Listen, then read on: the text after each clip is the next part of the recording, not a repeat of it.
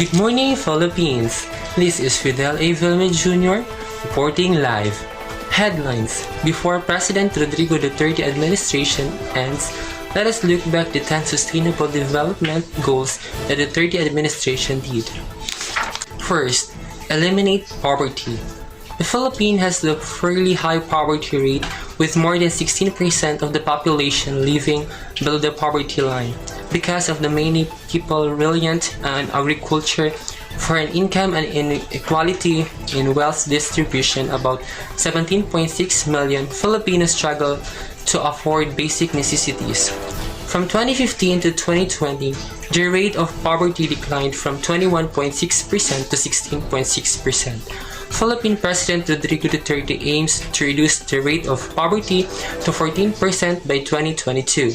Through its strategy, Ambition 2040, the Philippine government plans to eradicate extreme poverty by 2040. Furthermore, the government has implemented various programs and reforms to reduce poverty by targeting education, healthcare, and the overall economy. Here are 5 ways the program is combating poverty in the Philippines. First, greater access of education. Second, greater access of healthcare, family aid, economic improvement, and lastly, build.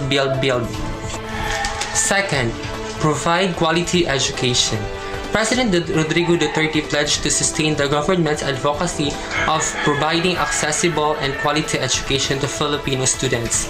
In his speech during the presentation of newly enacted laws on various state universities and colleges in Malacanang on September 10, the President said that the upgrading of the statuses of 5 SUCs is part of his administration commitment of strengthened tertiary education. The conversion of SUCs, he pointed out, aims to provide the students with advanced professional instruction and training and more conducive learning environment. To all our students, let me assure you of this administration's continuing commitment in advancing initiatives that will enable you to excel in your chosen fields of study and reach your full potential, Duterte said. Third, improve clean water and sanitation. Water is essential to life and must go beyond the commerce of men. President Duterte declared recently amid the government's resolve to ensure public access of clean and potable water. The President has renewed his commitment to continue to provide for the people's basic needs, including clean water, as he reached the halfway mark of his 6-year term.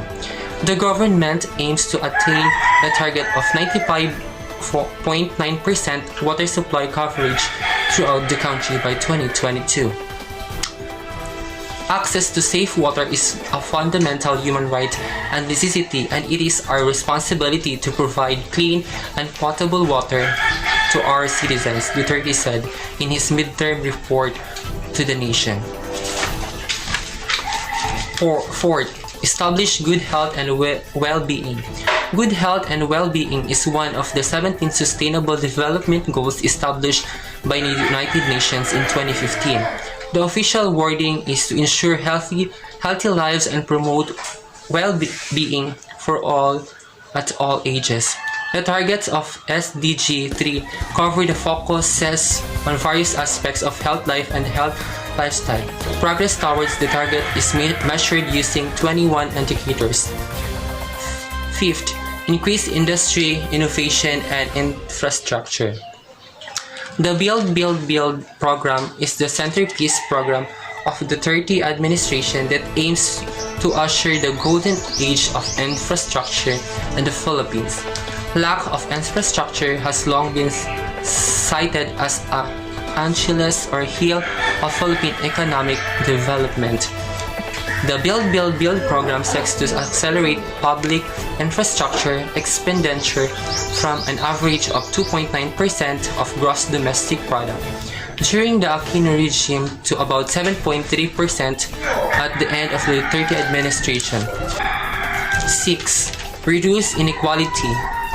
The key of reducing inequality is better education, better healthcare, social safety nets, and higher and broader economic growth, especially in agriculture. Edwin Lacerda, a spokesperson of the President of the Philippines, said in the news briefing in Manila earlier this year, the government of the Philippines is working to expand access to healthcare, education, and land ownership among the country's poorest families. But the road to recovery and improved equality is long. The aid in these efforts, Child Fund was worked to provide increased resources to children in need and help them break the cycle of poverty. 7. Create decent work and economic growth.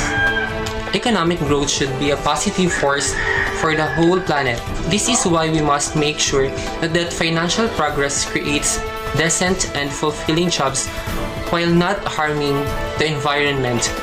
We must protect labor rights and once and for all put a stop to modern slavery and child labor.